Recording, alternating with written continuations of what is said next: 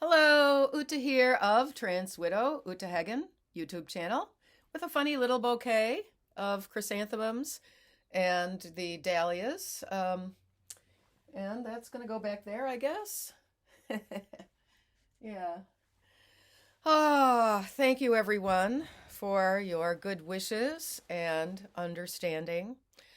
Um, I just did another couple of interviews with John Euler for his YouTube channel, and uh, we were discussing what I'm finding in my data, which is that there's too much violence that we have been subjected to, and there is no data on the children of and the ex-wives of, no trans widow data except for here. I wanted to also mention that at Graham Linehan YouTube channel, there was an interview with Vaishnavi Sundar. If you go to the community page on my channel, the link is there. Um, uh, Her observations about how this cross-sex ideation plays into the caste system in India is really pretty, it's an interesting twist and so on all of this.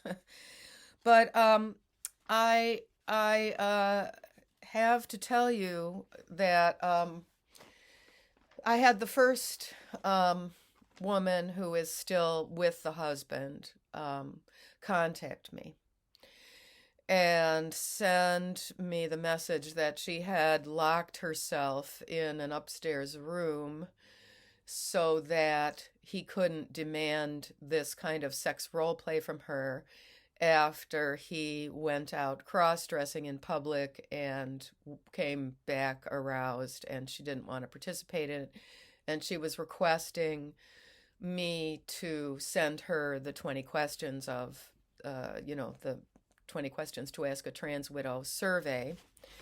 And unfortunately, if you are still there in it and under the same roof, based on my data of 53 of us, that 19 of us had forced unwanted sex, including 5 rapes.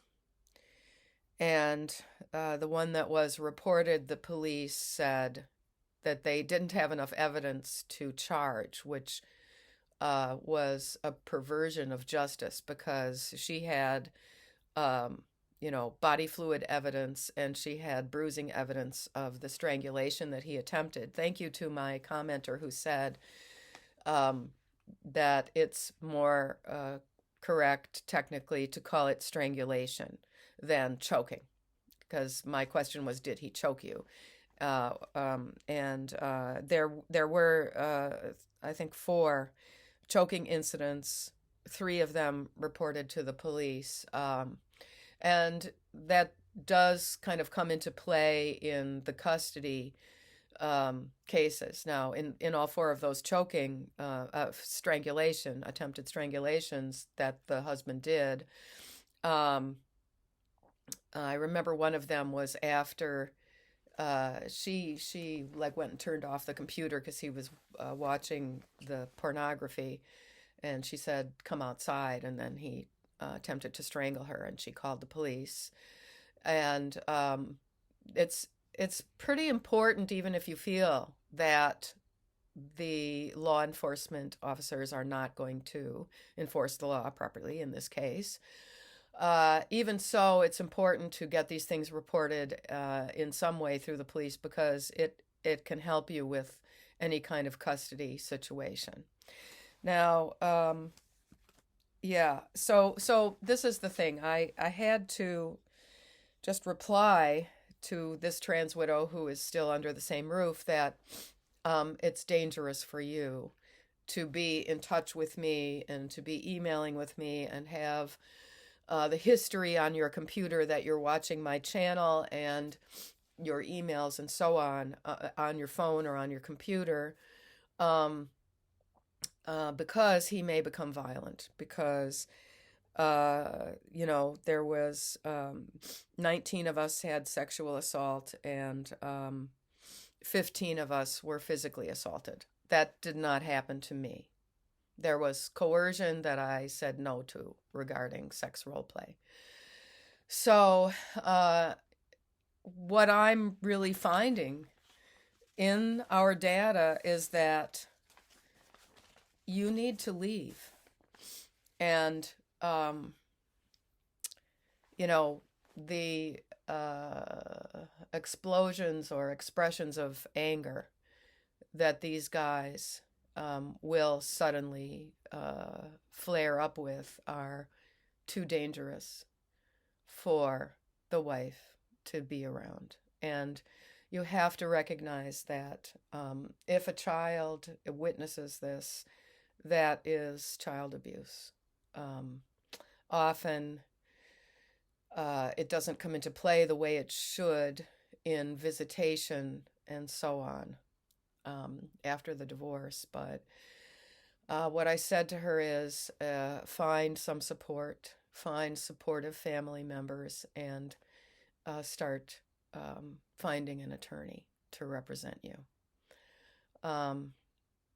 It's very tough to come to that decision, but I believe that too many of us have been in physical danger. And basically, at the free speech rallies, the counter protesters or the protesters, whatever, representing the cross-sex ideation cult, believe, have a philosophy that you are justified, that one is justified to respond with violence.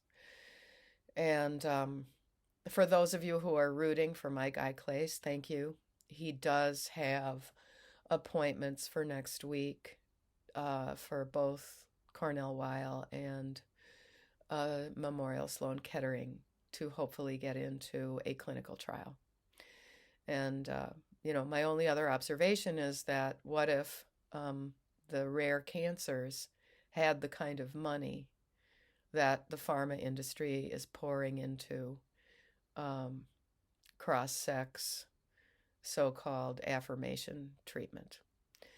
The other piece that I've thought of is that this is in response to a detransitioner who had a YouTube video or something like that, and who is apparently quite a lot better after 5 years after the detransition, the decision that it was not in her mind to be a male. So what I'm saying is, okay, so it looks like detransition takes about 5 years, and what if the mental health professionals were saying to someone who comes in with cross-sex ideation, well, this is a very difficult psychological, psychiatric illness, and it takes about 5 years, but then you'll have your intact body. And so that's a better risk. That's a better risk. And it is also much better to keep your thoughts on those people that you help, because they need you.